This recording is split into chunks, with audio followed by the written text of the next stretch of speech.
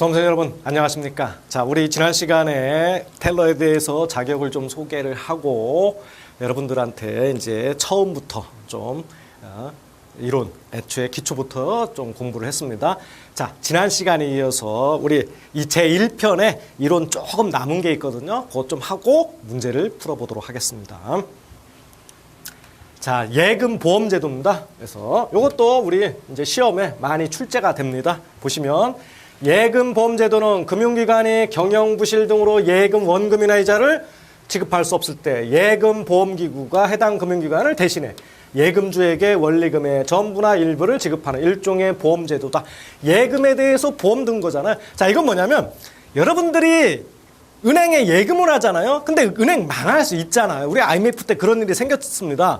그러다 보니까 그럼 망하면 돈 못 주잖아요. 그럼 큰일 나죠. 그래서 여러분들이 은행에 예금을 하면 은행은요, 그 예금 받은 돈의 일부를 떼어서 보험을 들어요. 잘못됐을 때 보험사가 대신 내주라고. 어디다 보험 드느냐? 예금보험공사에다 보험을 듭니다. 그게 바로 그럼 들어놓으면 여러분들이 가입한 예금이 만약에 잘못됐다. 그럼 예금보험공사에서 그 예금을 대신 주는 겁니다. 이게 바로 예금보험제도예요. 부보대상 금융기관. 이건 뭐냐면 모든 금융기관이 보험을 들지를 않습니다. 딱 보험에 드는 기관이 5군데로 한정이 되어 있어요. 그렇기 때문에 예금보험제도의 혜택을 받는 금융기관을 부보금융기관이라고 합니다. 그래서 그 부보금융기관에 해당되는 곳에 예금을 한 경우 그게 예금보험으로 우리가 혜택을 보호를 받지 다른 금융기관 건 안 된다는 거예요. 그래서 이 부보대상 금융기관은 어디다? 은행, 증권회사. 우리가 증권회사는 크게 투자 매매업자와 투자 중개업자로 구별하거든요. 중개업만 하면 주로 소형 증권사고 매매업 하면 이제 좀 대형 증권사입니다. 그래서 대부분은 이제 두 가지 업무를 다 하죠. 어쨌든 증권회사, 보험회사, 종합금융회사, 상호저축은행. 여기 뭐가 없습니까? 신용협동기구 없죠? 새마을금고, 신용협동조합, 우체국 이런 거 없잖아요. 그래서 부보대상 금융기관에 해당되는 건지 아닌지 이거 일단 구별하셔야 돼요. 여기에 해당되는 거 하나, 둘, 셋, 넷, 다섯. 증권회사는 두로 구별하면 이렇게 된다. 여기가 부보대상 금융기관. 그래서 여기는 예금 받으면 일정 부분을 예금보험사다 보험금으로 낸다는 거죠. 부보 대상에서 제외되는 금융기관이 바로 요 신용협동기구. 여기 신용협동기구에 해당되는 게 이거라 있죠? 신용협동조합, 새마을금고, 농업협동조합, 수산협동조합, 산림조합. 중앙회가 아닙니다. 지역조합들 있죠? 이런 겁니다. 이걸 신용협동기구라고. 그리고 우체국 예금보험도 요 부보 대상에서 제외됩니다. 그럼 여기는 예금보험으로 보호를 받는데 그럼 여기 건 어떻게 해요? 여기 것도요. 이걸로 예금보험의 혜택은 못 받지만 다 자체적으로 기금 만들고 이래서 보호를 해줍니다. 그래서 여기 신용협동기구는 자체적인 예금보호제도를 운영하고 더구나 우체국 예금보험은 예금보험제도 혜택을 못 받지만 뭡니까? 우체국 어디서 운영하는 거예요? 나라에서, 정부, 국가에서 운영하는 겁니다. 그러니까 여기는 국가가 그것도 전부 다 지급을 보장해줘요. 국가가 망하지 않는 이상은요. 네. 그럼 모든 상품이 다 보호를 받느냐? 아닙니다. 보호대상 금융상품이 또 정해져 있어요. 그래서 개인이나 법인도 해당됩니다. 법인의 예금, 보험계약, 예탁금, 원금, 이자를 보호를 해줍니다. 이자도 보호해줘요. 그래서 금융채, CD, 실적배당 상품 같은 것들은 보호 대상에서 제외합니다. 그래서 시험에 예금보험제도에 혜택을 받는 금융기관이냐 그렇지 않은 금융기관이냐 요거 구별하는 문제하고 또 하나는 보호받는 금융상품이냐 보호받지 못하는 상품이냐 요거 구별하는 그런 것들은 이제 시험에 자주 등장을 하죠. 그리고 정부나 지방자치단체, 한국은행, 금융감독원, 예금보험공사, 부보금융기관이 가입한 금융상품은 보호되지 않는다. 왜냐하면 얘네들은 지네가 알아서 하는 곳이죠. 얘네가 가입한 또 예금을 보호해준다?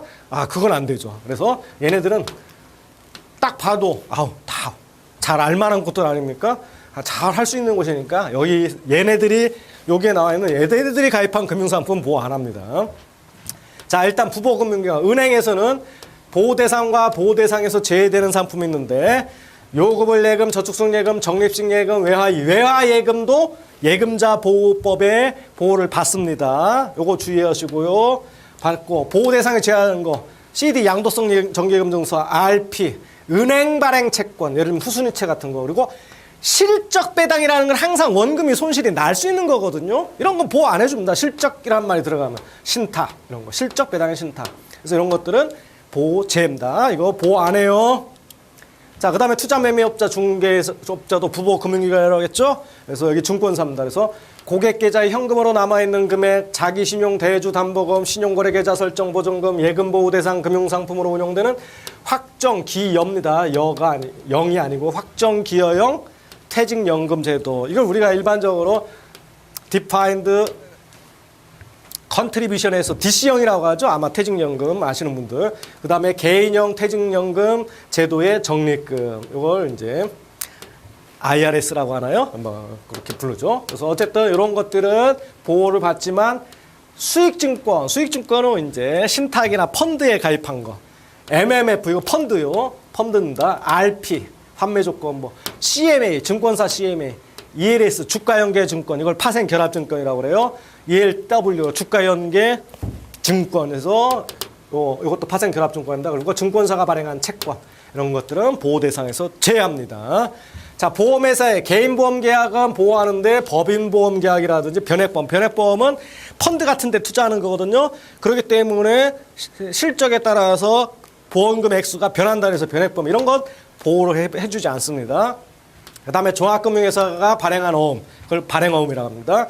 그 다음에 표지어음, CMA 상품 보호를 합니다. 그런데 RP라든지 CP, 종합금융회사가 발행한 채권은 보호를 하지 않습니다.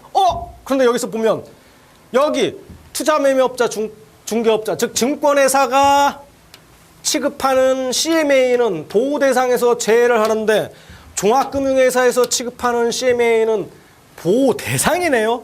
그래서 이걸 시험에서 여러분들 주의하셔야 돼요. 똑같은 CMA 상품이라도 종합금융회사에서 취급하는 건 예금자 보호 혜택을 받지만 증권사에서 취급하는 CMA는 보호를 받지 못합니다. 그 다음에 상호저축은행, 보통예금, 저축은행, 정기예금, 뭐 정기적금, 신용보금, 표지원 같은 거 다 보호를 받는데 그 상호저축은행이 발행한 채권. 그래서 다 이 부보 금융기관들이 자체적으로 발행한 채권들은 다 보호를 받지 못합니다. 그럼 얼마만큼 보호를 해주냐? 보험금 한도. 원금과 이자를 합쳐 한 사람당 5천만 원까지만 보호를 합니다. 내가 1억의 예금을 들었어도요. 1억 보호를 못 받습니다. 얼마까지? 1인당 5천만 원까지 보호받습니다. 예금 보호 대상 금융상품으로 운용되는 여라고 했죠. 확정 기여형 퇴직연금 제도 및 개인형 퇴직연금 제도의 적립금을 합하여 가입자 1인당 최고 5천만 원. 이건 세전 기준입니다. 까지는 요거는 퇴직금 이런 것들은 까먹으면 큰일 나잖아요. 그래서 요거는 요 한도에서 별도로 예금과 별도로 또 5천만 원까지 보호를 해줍니다. 보금액 5천만 원. 외화 예금도 보호한다고 그랬죠? 이거는 예금의 종류별, 지점별 보금액이 아닙니다. 내가 정기예금 5천만 원, 정기적금 5천만 원 들었다고 해서 정기예금 5천만 원 보호받고 정기적금 5천만 원 보호받는 게 아니고요. 같은 금융회사 내에서 예금자 한 사람이 보호받을 수 있는 총 금액입니다. 그래서 내가 A 금융기관에 기역지 지점에 3천만 원, 니은 지점에 5천만 원 하면 전체적으로 A 금융기관에 가입하고 있는 예금이 8천만 원이다. 그렇더라도 A 금융기관별로 구별하는 한도기 때문에 전체 A 금융가 합쳐서 5천만 원이에요. 또 B 금융기관이 있으면 B 금융기관 내에서 5천만 원 이런 식으로. 그래서 동일한 금융회사에서 예금자 1인이 보호받을 수 있는 총 금액이고